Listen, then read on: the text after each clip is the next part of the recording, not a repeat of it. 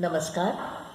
मराठी साहित्य अकादमीने आयोजित केलेल्या या आभासीय व्याख्यानाच्या कार्यक्रमात मी निशा कविश्वर आपणा सर्व सुधी श्रोत्यांचे मनपूर्वक स्वागत करते. आज 6 डिसेंबर डॉक्टर बाबासाहेब आंबेडकरांचा महापरिनिर्वाण दिवस अर्थात स्मृती दिन. चैत्यभूमी मुंबई येथे दरवर्षी लाखो अनुयायी त्यांना श्रद्धांजली देण्यासाठी एकत्रित होतात. डॉक्टर बाबासाहेब आंबेडकर हे भारतीय संविधानाचे रचयिता होते हे सर्वविदितच आहे. त्यांचे महत् कार्य म्हणजे अस्पृश्यता निवारण व दलितोद्धार. हा अखंड नंदा दीप जळणार सतत जळणार. हा अखंड नंदा दीप जळणार सतत जळणार.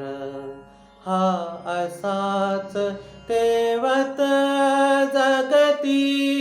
हा असाच तेवत जगती निज प्रकाशनित देणार. हा अखंड नंदा दीप जळणार सतत जळणार. जळत जळत जरी आत्मनाश हो. जळत जळत जरी आत्मनाश हो. जीवन सार्थकताही घोर निराशा शात्मविनाश हो. घोर निराशा शात्मविनाश हो. ध्येय अंतरी राही. हा प्रदीप्त नंदादीप. हा प्रदीप्त नंदादीप अवनिस प्रकाश वीणार. हा अखंड नंदा दीप जळणार सतत जळणार. हा अखंड नंदा दीप जळणार सतत जळणार. एक दीप दुसऱ्यास चेतवी. एक दीप दुसऱ्यास चेतवी. ऐसे अगणित होती. जागृत हा राष्ट्रास जागवी. जागृत हा राष्ट्रास जागवी.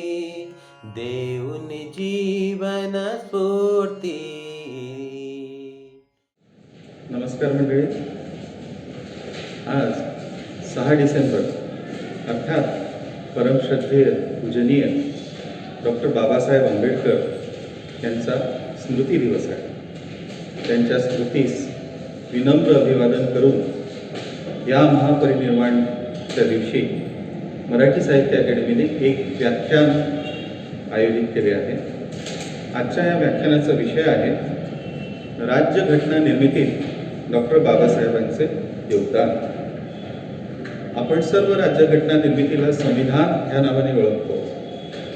त्या संविधान बनवण्याचा इतिहास, संविधान कसे बनले, त्यात बाबासाहेबांचे काय अमूल्य योगदान होते, या सर्व विषयांवर विवेचन करण्यास आज आपल्यामध्ये अत्यंत ज्येष्ठ विचारवंत लेखक असे मुंबईचे आदरणीय रमेशजी पतंगे हे उपस्थित आहेत. आदरणीय रमेशजींचा परिचय खालीलप्रमाणे आहे. वैचारिक वाङ्मयात भर घालणारी अनेक पुस्तके त्यांनी लिहिली आहेत.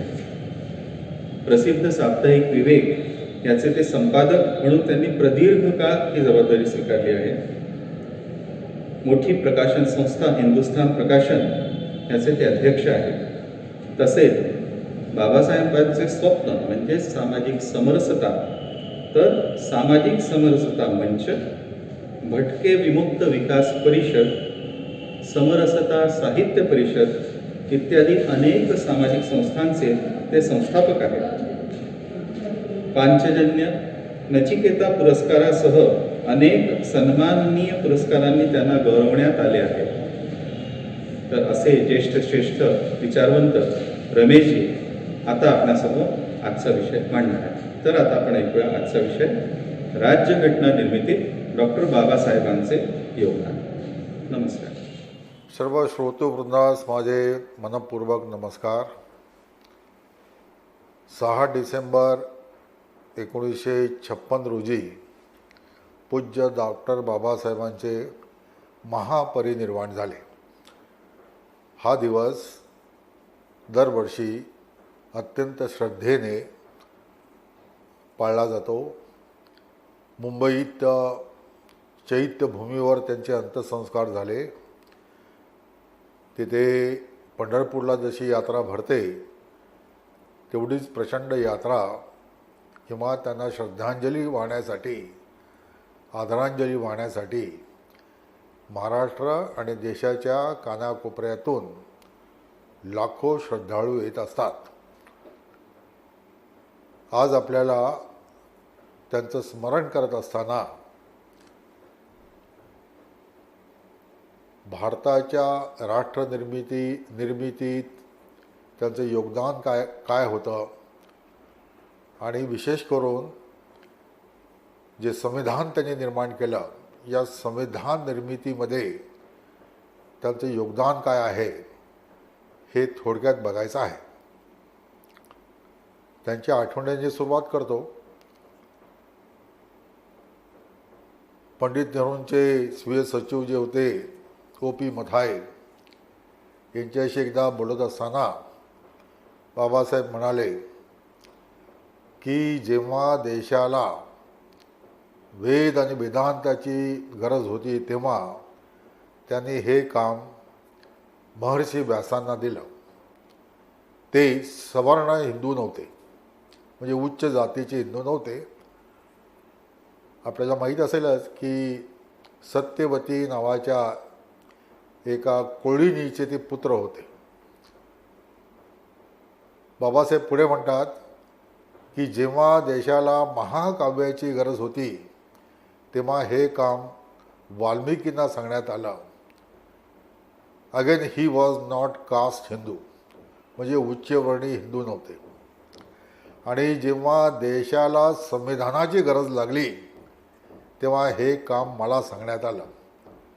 पुढे बाबासाहेब काही बोलत नाहीत, पण त्याचा अर्थ आपण समजून घेऊ शकतो. एका वाक्यामध्ये, म्हणजे या 3 वाक्यांमध्ये बाबासाहेबांनी भारताची एक महान परंपरा अधोरेखित केलेली आहे.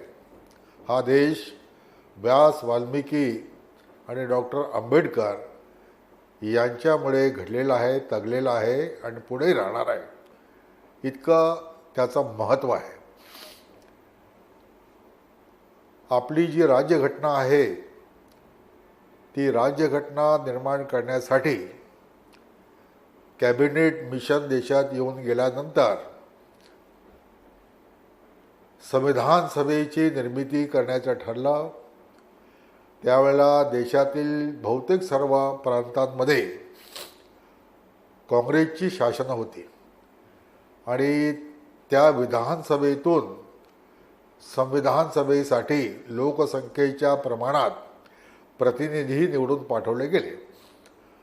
बाबासाहेबांची निवड, आज ज्याला आपण बांगलादेश म्हणतो, तो पूर्वी भारताचाच भाग होता, तिथल्या भागातून झाले.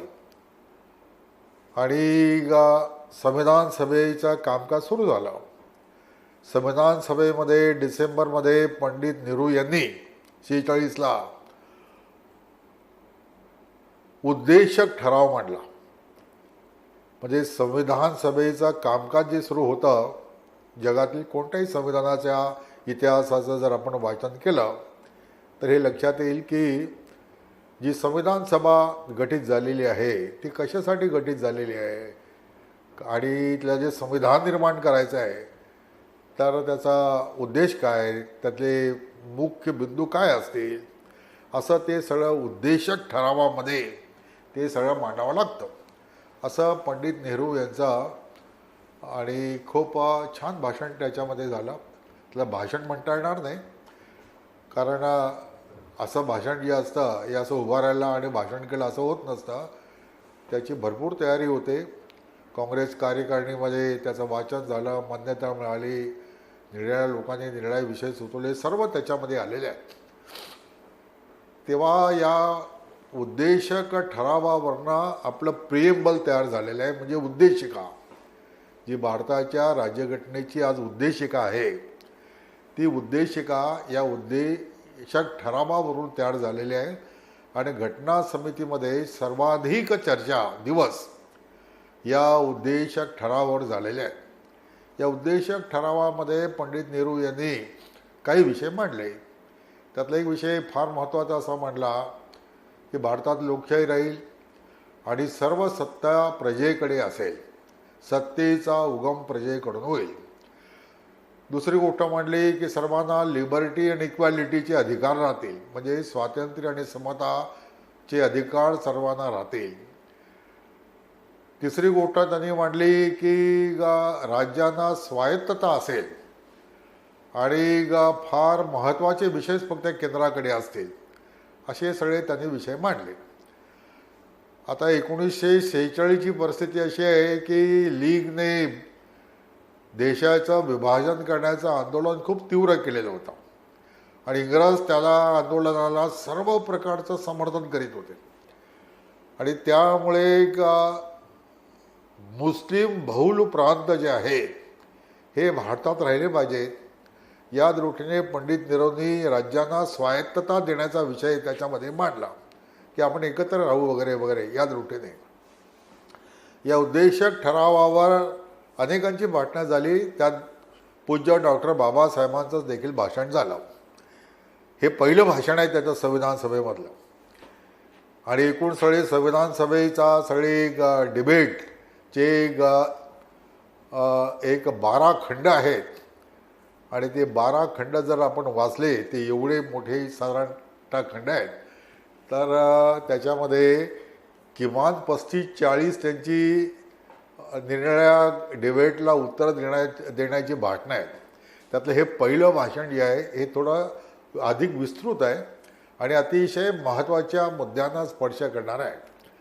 तर बाबासाहेबांनी त्या उद्देशक ठरावावर बोलताना ते म्हणाले की पंडित नेहरू यांनी जो काही उद्देशक ठराव मांडलेला आहे त्याच्यामध्ये अनेक त्रुटी आहेत. त्या कोणत्या आहेत? तर पहिली त्यातली त्रुटी अशी आहे की देशाला आज सर्वाधिक प्रबळ केंद्र सत्तेची गरज आहे. राज्यांना स्वायत्तता देणं म्हणजे फुटीरतेला आव्हान देण्यासारखं आहे. हे अजिबात आपण करता कामा नये. केंद्र सत्ता प्रबळ असली पाहिजे. आपल्या देशाची केंद्र सत्ता भूतकाळात प्रबळ नसल्यामुळे परकीय आक्रमकांपुढे आपण टिकू शकलो नाही, पराभूत झालो, पारतंत्र्यात गेलो. मोगलांचं पारतंत्र्य आलं, इंग्रजांचं आलं. तर या प्रकारच्या पारतंत्र्यात जायचं नसेल तर आपल्याला प्रबळ केंद्र सत्ता पाहिजे. हे बाबासाहेबांनी फार ठणकावून सांगितलं.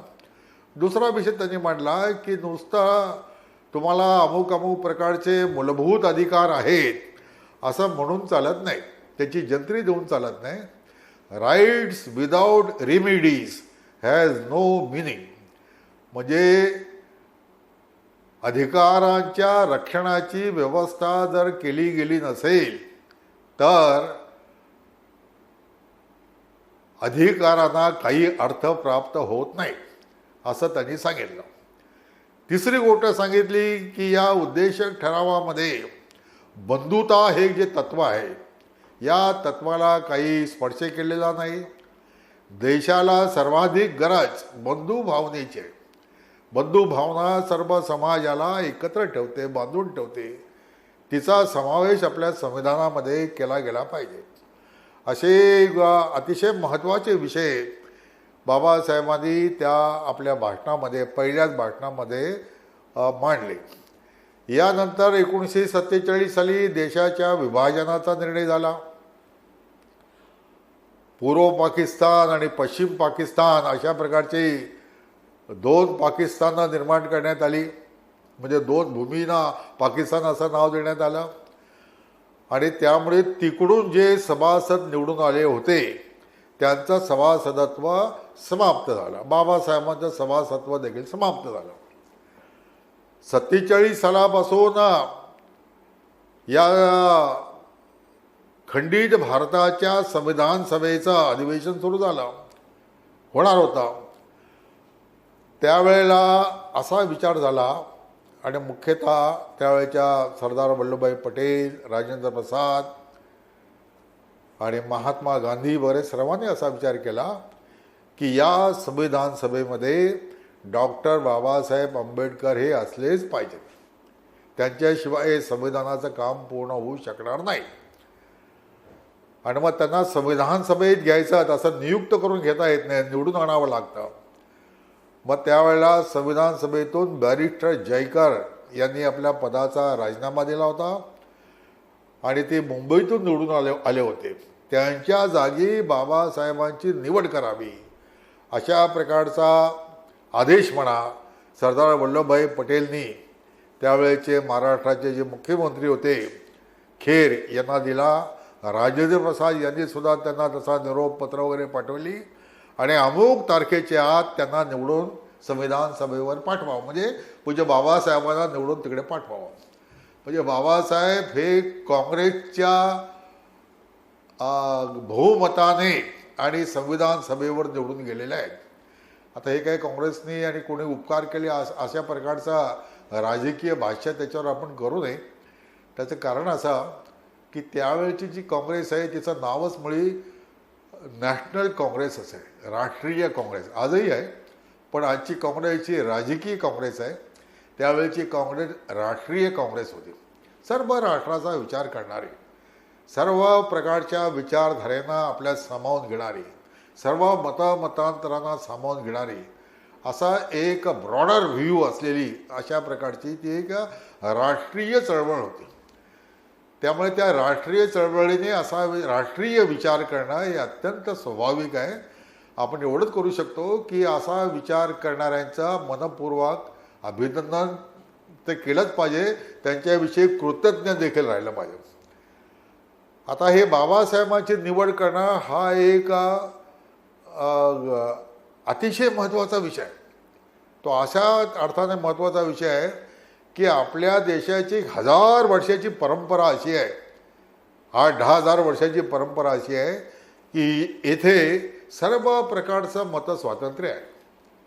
ज्याला जे वाटेल ते बोलण्याचं, लेखन करण्याचं आणि आपल्या मताचा प्रचार करण्याचं हजारो वर्षापासूनचं स्वातंत्र्य आपण कोणाला नाकारत नाही. म्हणून मग आपल्याकडे आपण असं म्हणतो की आमची 6 दर्शनं आहेत. मग एक दर्शन दुसऱ्यासारखं नसतं. योग दर्शन असेल, सांख्यिकी दर्शन असेल, पूर्वमीमांसा, उत्तरमीमांसा, हे सगळी दर्शनं जी आहेत ही एकमेकांची मतं खंडित करणारी दर्शन आहेत. परंतु जी असत्य आहेत असं आपण नाही म्हणत, ही आमची दर्शन आहेत असं म्हणतो. परमेश्वराला नाकारणारा चार्वाक देखील आपण म्हणतो की हा मोठा दर्शनकार होऊन गेला. तेव्हा त्या सर्वांना योग्य ते सन्मान देणं आणि आपल्या सगळ्या विचार विश्वात संस्कृतीमध्ये बसवणं ही आपली प्राचीन परंपरा आहे. स्वीकार आणि समन्वय हा यातला अतिशय महत्त्वाचा सिद्धांत असतो. त्या सिद्धांताचं पालन या संविधान सभेने केलं. की बाबासाहेब आंबेडकर कसे आहेत, सतत काँग्रेसवर टीका करणारे, काँग्रेस आणि महात्मा गांधींनी देशासाठी काय केलं असं 300 पानाचं पुस्तक त्यांनी लिहिलं. काँग्रेसमध्ये जाऊ नका, ते जळतं घर आहे असा काँग्रेसवर टीका केली. जबरदस्त टीकाकार होते ते काँग्रेसचे. हिंदू धर्मावर टीका केली जबरदस्त. आणि हा चातुर्वर्ण्यावर आधारित मनुस्मृतीचे कायदे मानणारा धर्म हा कुचकामाचा आहे, फेकून दिला पाहिजे. 35 साली घोषणाही केली की मी हिंदू म्हणून जन्मलो पण हिंदू म्हणून मरणार नाही. असा हिंदूंचा विरोध करणारा, काँग्रेसचा विरोध करणारा, वेगळा विचार मांडणारा याला आपण नाकारलं नाही, स्वीकारलं.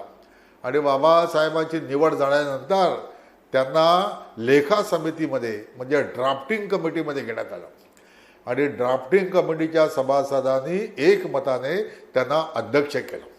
बाबासाहेबांचे भाष्य असं आहे की संविधान सभेत जाण्याचा मी खूप प्रयत्न करीत होतो एवढ्यासाठी की आता सत्तांतर होणार आहे तेव्हा सत्तेमध्ये हा जो दलित समाज आहे, अस्पृश्य समाज आहे, यालाही काही ना काही वाटा मिळायला पाहिजे, संरक्षण मिळायला पाहिजे.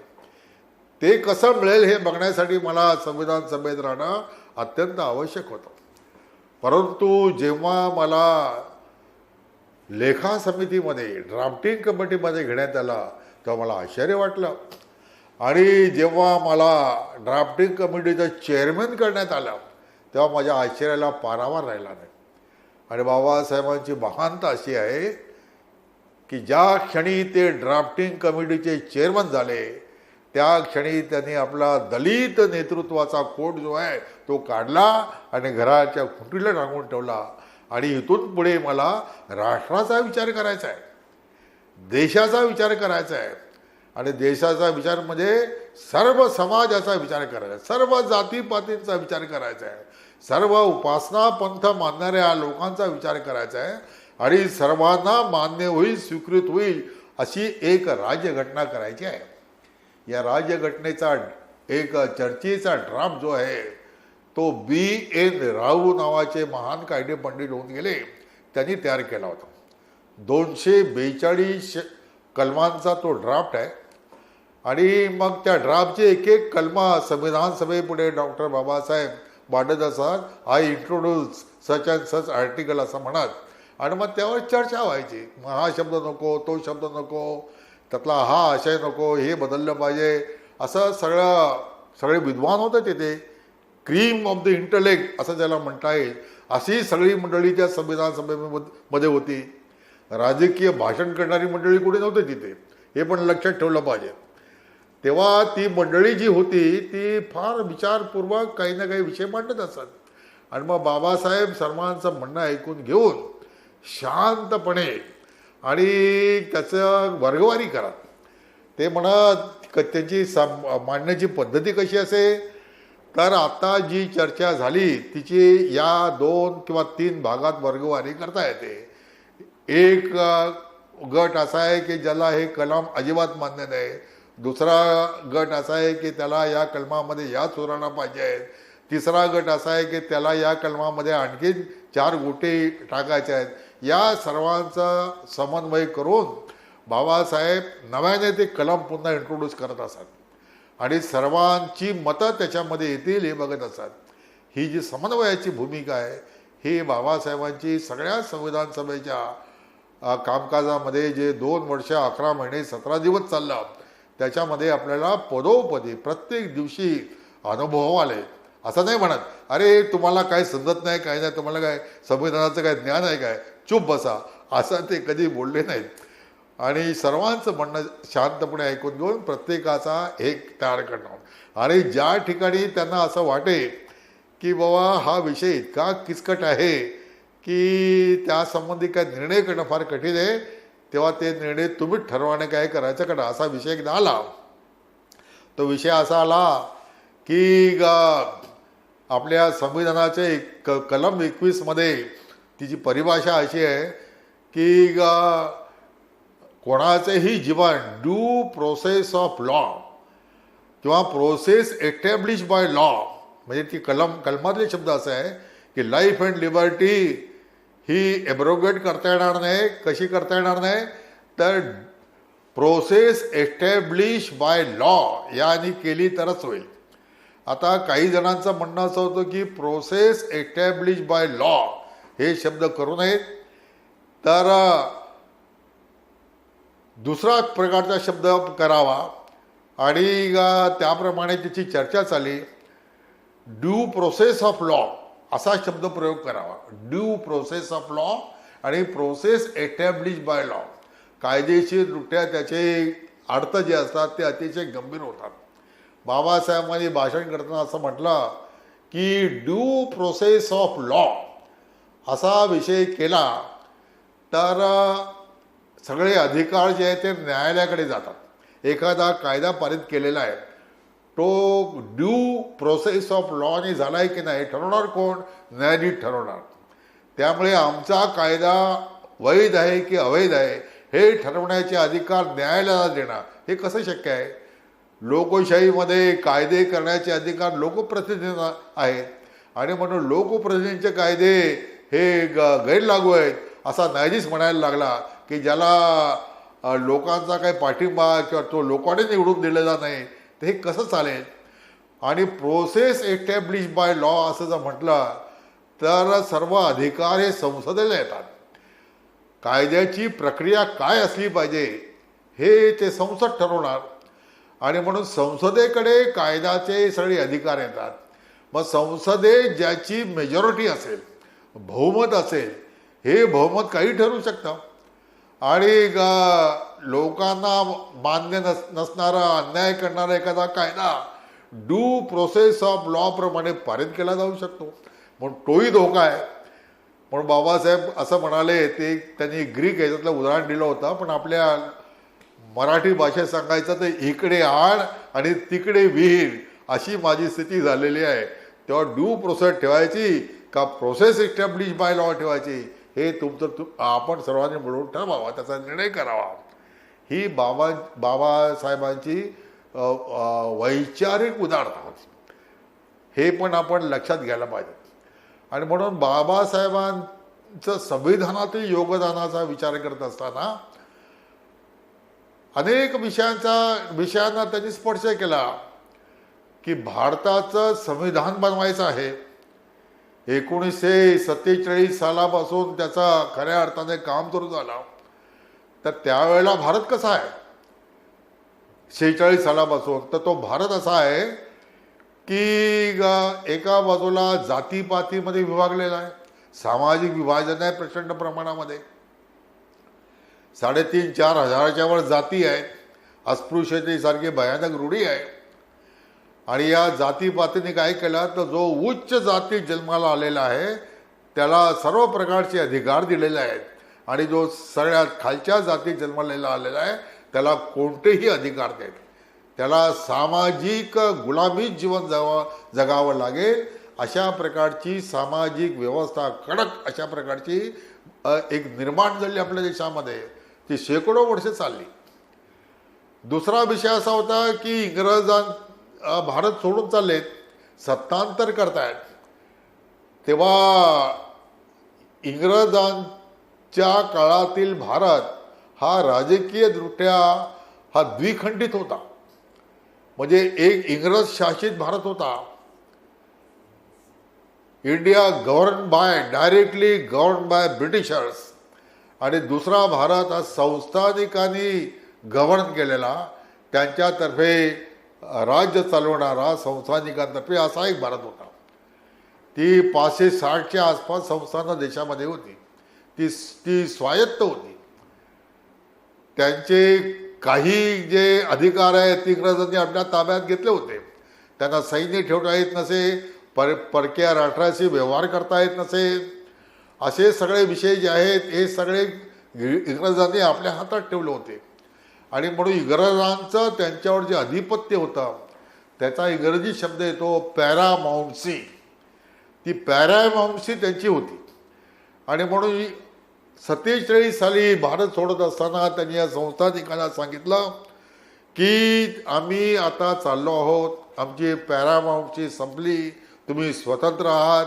तुम्हाला इंडियात राहायचं असेल तर इंडियात राहा, पाकिस्तानात राहायचं असेल तर पाकिस्तानात राहा, स्वतंत्र राहायचं तर स्वतंत्र राहा, तुमचा निर्णय तुम्ही करा, आम्ही चाललो. तेव्हा या सगळ्या संस्थानिकांना भारतामध्ये विलीन करून घेण्याचं कार्य, महान कार्य, हे आपले त्यावेळेचे गृहमंत्री सरदार वल्लभभाई पटेल यांनी केलेलं आहे. आणि म्हणून स्टॅच्यू ऑफ युनिटी जो आहे बडोद्याजवळचा, हा त्याचं प्रतीक आहे. देशाला जोडण्याचं काम, सर्व संस्थानिकांना एकत्र आणण्याचं काम हे सरदार वल्लभभाई पटेल यांनी केलं. आणि या सर्व लोकांना ब्रिटिशकालीन भारत, शासित भारत आणि संस्थानिकांचा भारत यांना एका राजकीय संरचनेत बांधून ठेवण्याचं काम हे आपल्या राज्यघटनेने केला, म्हणजे पूज्य डॉक्टर बाबासाहेबांनी दिलेल्या राज्यघटनेने केलेलं आहे. म्हणून स्टॅच्यू ऑफ युनिटीचा आदर करत असताना बाबासाहेबांचा सुद्धा स्मरण आपण ठेवलं पाहिजे. या दोन महापुरुषांमुळे आज जो काही भारत आहे, एक संघ भारत हा उभा राहिलेला आहे. बाबासाहेबांनी आपली राज्यघटना करत असताना कोणत्या गोष्टी केल्या, तर भारत ही अविभाजनीय एक संध अशी एक संकल्पना आहे. या उद्देशक ठरावावर जेव्हा चर्चा चालल्या, ते प्रेमबल झालं, ते दुसऱ्या वाचनाच्या वेळा जेव्हा ते सगळ्या सभेपुढे ठेवण्यात आलं, तेव्हा अनेकांनी अनेक सूचना केल्या. त्यातली एक सूचना अशी होती की आपण आपल्या देशाचं नाव जी सुरुवात जी केलेली आहे, we the people of India, आम्ही भारताचे लोक, अशी सुरुवात न करता आपण सुरुवात अशी केली पाहिजे, we the people of United States of India अशी केली पाहिजे. का केली पाहिजे? कारण हे आमचे जे प्रेमबल आहे, आमची उद्देशिका आहे, हे अमेरिकन संविधानाच्या उद्देशिकेची वर्ण आपण घेतलेली आहे. अमेरिकन संविधानाच्या उद्देशिकेचे पहिले शब्द असे आहेत, ही उद्देशिका 1787 साली तयार झालेली आहे, म्हणजे आपल्यापेक्षा 200 वर्ष अगोदर तयार झालेली आहे. तिचे पहिले शब्द असे आहेत, we the people of United States of America. आपणही तसंच म्हटलं पाहिजे. बाबासाहेबांनी त्याला उत्तर असं दिलं की अमेरिकेमध्ये पहिले सगळे राज्य अस्तित्वात आली. 13 राज्य त्यावेळेला होती 1787 साली, आज 50 आहे. तर ती 13 राज्य एकत्र आली आणि एकत्र येऊन त्यांनी अमेरिका नावाचा देश तयार केला. भारतामध्ये वेगवेगळी राज्य एकत्र आली आणि भारत झाला असं नाही आहे. भारत ही संकल्पना तर फार प्राचीन आहे, वेद काळापासूनची आहे, ती पुराण काळापासूनची आहे. उत्तरम यत् समुद्रस्य हिमाद्रे चैव दक्षिणे वर्षम तत् भारतम नाम भारते यत्र संतती, ही हा श्लोकही आपल्या सर्वांना माहिती आहे. असा भारत ही संकल्पना अतिशय प्राचीन आहे. आणि आम्ही आमच्या शालेय इतिहासामध्ये त्यावेळेला हे शिकलो की भरत नावाचा महापराक्रमी राजा होऊन गेला आणि म्हणून त्याच्या नावाने या भूमीला भारत हे नाव पडलं. नंतरचा आर्य टोळेवाले सिद्धांत आहेत ते वेगळा इतिहास सांगतात, पण तो आपला इतिहास नाही आहे. तर असा हा भारत अतिशय प्राचीन काळापासूनचा एक संकल्पना आहे. त्यामुळे भारताचे तुकडे करायचे वेगवेगळ्या राज्यांमध्ये आणि त्या तुकड्यांचा मिळून भारत करायचा, हे हास्यास्पद गोष्ट आहे असं बाबासाहेब म्हणाले. आणि म्हणून we the people of India असंच आपण म्हटलं पाहिजे. हे त्यांनी त्याच्यामध्ये म्हटलं भारत एकच संघ. आता हा भारत जो आहे हा अनेक राज्यांचा बनलेला आहे. महाराष्ट्र राज्य, गुजरात राज्य, कर्नाटक, तामिळनाडू, केरळ, उत्तरांचल अशी सगळी राज्य मिळून भारत आहे.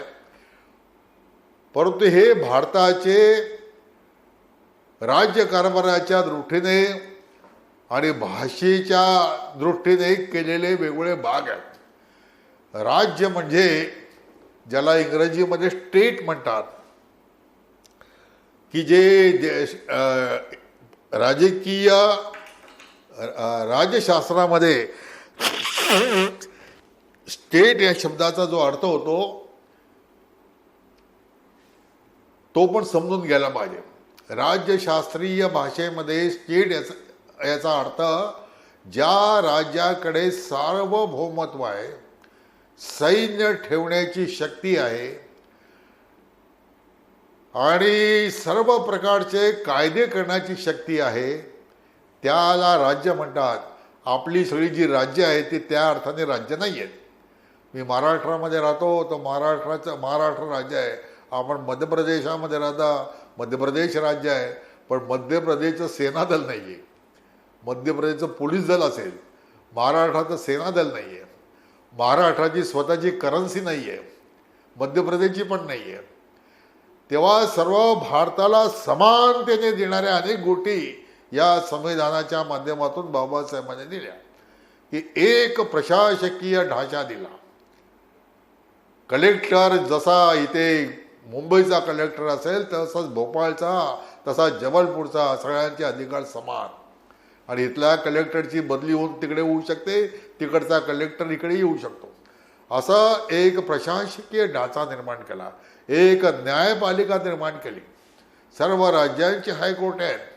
ही हायकोर्ट एकाच कायद्याने चालतात आणि त्याच कायद्याच्या आधारावर ते निर्णय करतात. या सर्व निर्णयाची समीक्षा करण्याचे अंतिम अधिकार सर्वोच्च न्यायालयाकडे असतात, सुप्रीम कोर्टाकडे असतात. एक न्याय व्यवस्था आपल्या देशामध्ये आहे. आणि आपला संघीय ढाचा असं अनेक लोक म्हणतात जो आहे, पण तसं आपलं राज्य हे संघीय राज्य नाही आहे, म्हणजे फेडरल स्टेट नाही आहे.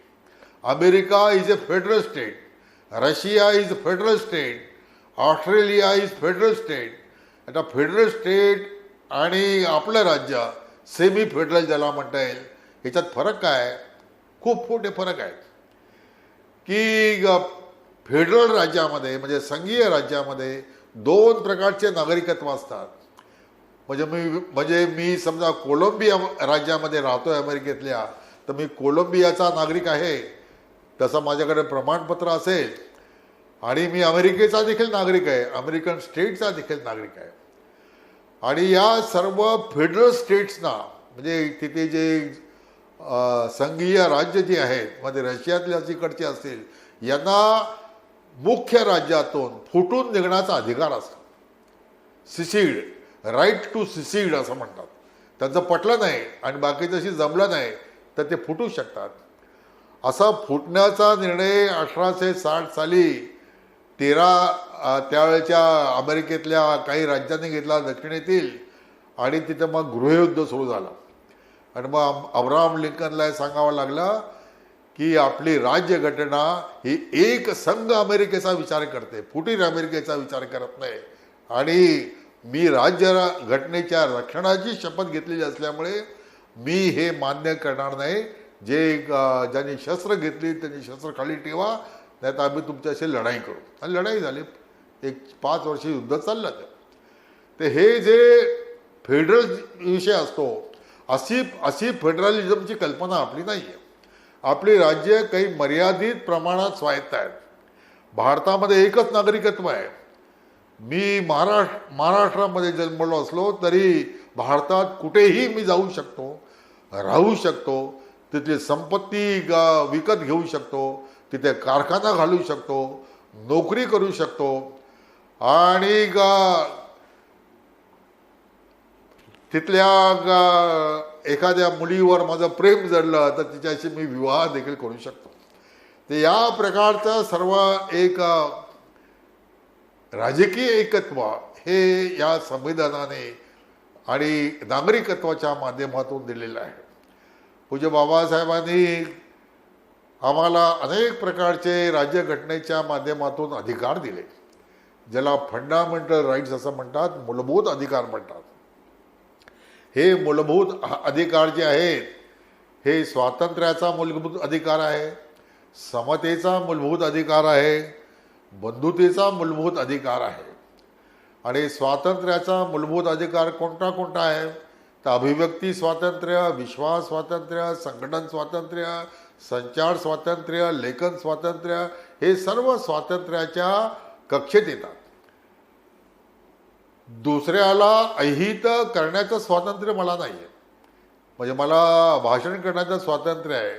याचा अर्थ असा नाही की मी सार्वजनिक ठिकाणी उभा राहीन आणि दुसऱ्या कोणाचं तरी नाव घेऊन त्याला वाटेल त्या शिवाय देईन, घाणेरड्या प्रकारच्या शिवाय देईन आणि त्याची बदनामी होईल अशा प्रकारचं मी काही बोलेन किंवा लिखाण करेन, असल्या प्रकारचं स्वातंत्र्य नाही आहे.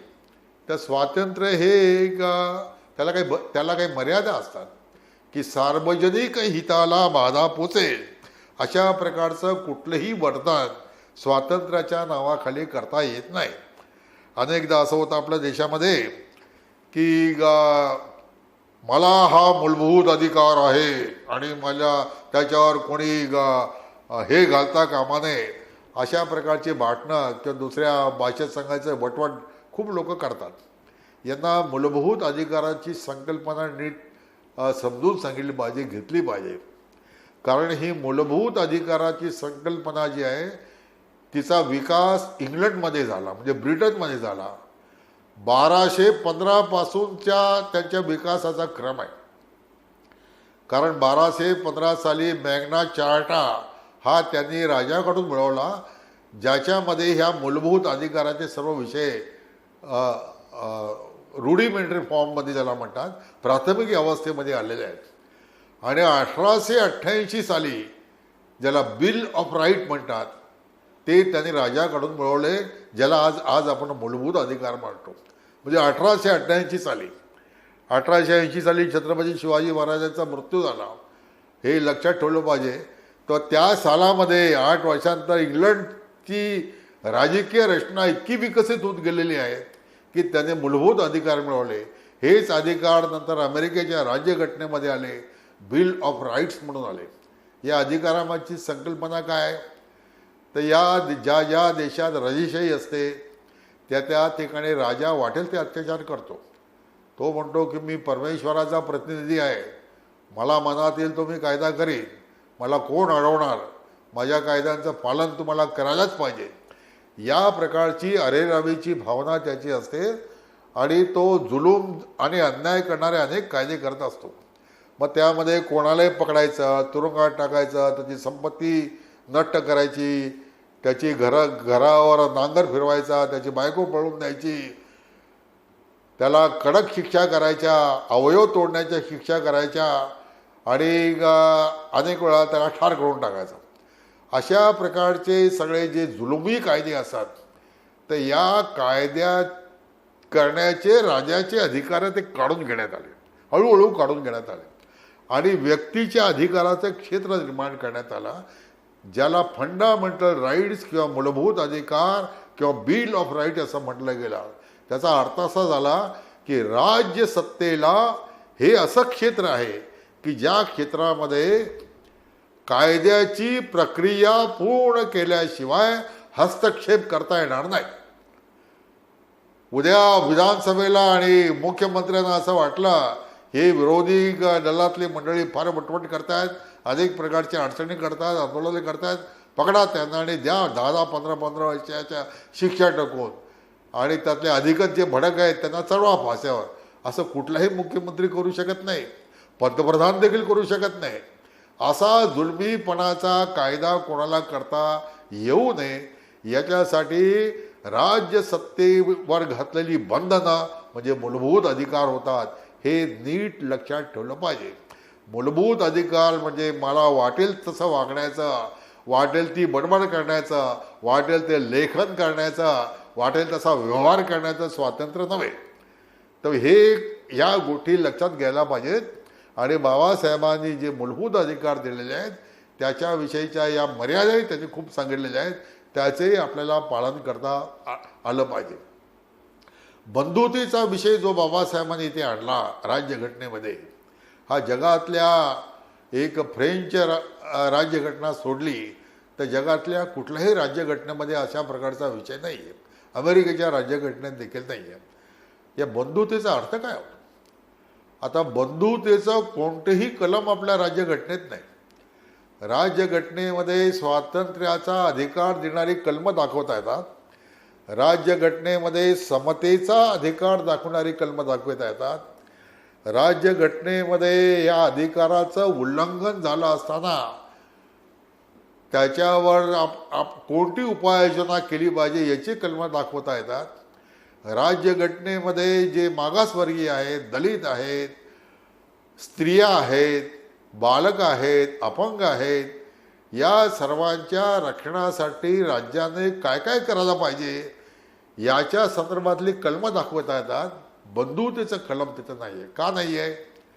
ते असं आहे की बंधुता ही एक मानसिक भावना आहे, सेंटिमेंटल भावना आहे, ते सेंटिमेंट आहे. ही भावना ही समाजामध्ये निर्माण करावी लागते, कल्टिवेट करावी लागते, संस्काराने तिचं उद्दीपन करावं लागतं. हे सांगावं लागतं की आम्ही भारतात राहणारे भारतवासी एकमेकांचे बंधू आणि भगिनी आहोत. बंधू भाव, भगिनी भाव याचे संस्कार करावे लागतात. आणि ते काम जे आहे ते कायदा नाही करू शकत. राज्यघटना काय असते तर राज्यघटना हा देशाचा सर्वोच्च कायदा असतो. सर्वोच्च कायदा केला की बाई भारतातील सर्व स्त्री पुरुषांनी एकमेकांशी बहिणी आणि भावाप्रमाणे व्यवहार केला पाहिजे असा कायदा केला. त्याची अंमलबजावणी होऊ शकते का? तर त्याची अंमलबजावणी करणं फार अशक्य कुठली गोष्ट आहे. तेव्हा त्याची अंमलबजावणी व्हायची असेल तर ही भावना ही आपण स्वीकारली पाहिजे. का स्वीकारली पाहिजे? तर आम्हाला एक राष्ट्र म्हणून जर जगामध्ये जिवंत राहायचं असेल, प्रगती करायची असेल, तर आमचा देश हा केवळ राज्य राहता कामा नये, तो राज्य राष्ट्र झाला पाहिजे, नेशन स्टेट झाला पाहिजे. आणि नेशन व्हायचं असेल तर एका राष्ट्रात राहणाऱ्या सर्व लोकांच्या मनामध्ये एकत्वाची भावना अखंडपणे विद्यमान असली पाहिजे. आम्ही सर्व एक आहोत, एका भारत मातेची संतान आहोत आणि एका मातेच्या पुत्रांमध्ये जसा कोणताही भेदभाव करता येत नाही, त्याच्या गुणवत्तेत आणि याच्यामध्ये विविधता असेल, परंतु ही विविधता म्हणजे विषमता नव्हे. हे जसं आपण आपल्या कुटुंबामध्ये करत असतो तसं राष्ट्राचं कुटुंब म्हटल्यानंतर एक बंधुत्वाची भावना निर्माण होणं हे नितांत आवश्यक गोष्ट आहे. घटना समितीच्या अखेरच्या भाषणामध्ये बाबासाहेबांनी अत्यंत कळकळीने ही गोष्ट सांगितली की प्रत्येक भारतीयाने दुसऱ्या भारतीयावर सख्या भावापेक्षा अधिक प्रेम करायला शिकलं पाहिजे. हे बाबासाहेबांची क्षमता आहे. म्हणजे त्यांना काय म्हणायचं आहे? त्यांना हे सांगायचं आहे की या प्रकारची एकत्वाची भावना आपण निर्माण केली. हे राष्ट्राला जोडणारं सिमेंट आहे. हे मानव समूहांना जोडणारं सिमेंट आहे. हे जर आपण बळकट केलं तर 130 कोटी लोकांची शक्ती ही विश्वाला अजिंक्य अशा प्रकारची शक्ती तयार होऊ शकते. अशा प्रकारचा एक उत्तुंग ध्येयवाद हा आपल्यासमोर ठेवलेला आहे. आणि म्हणून शेवटी सांगायचं असेल तर ही राज्यघटना जी आहे ती जशी वाचून समजून घ्यावी लागते, पुस्तकं वाचून समजून घ्यावी लागते, तशी ती जीवनात तिची अंमलबजावणी करावी लागते. प्रत्यक्ष व्यवहारात ती जगावी लागेल.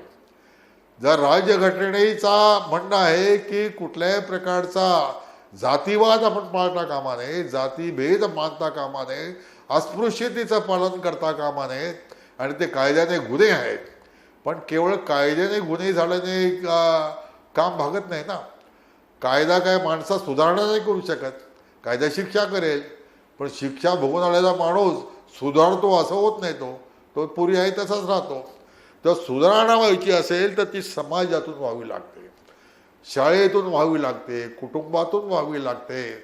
आणि संस्काराचं आणि सुधारणेचं केंद्र हे प्रत्येक व्यक्तीला बनावं लागेल.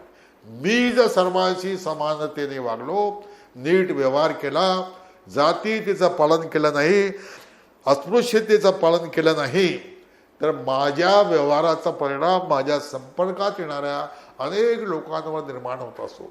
म्हणून संविधान हे जगावं लागतं. संविधान साक्षर होणं जितकं आवश्यक आहे तेवढंच आवश्यक संविधान जगणारी, चालती बोलती प्रतीक बनणं हे देखील आवश्यक आहे. आपण सर्वांनी मिळून तसा प्रयत्न करावा अशी सर्वांना नम्र प्रार्थना करून मी माझ्या वाणीला विराम देतो. भारत माता की जय.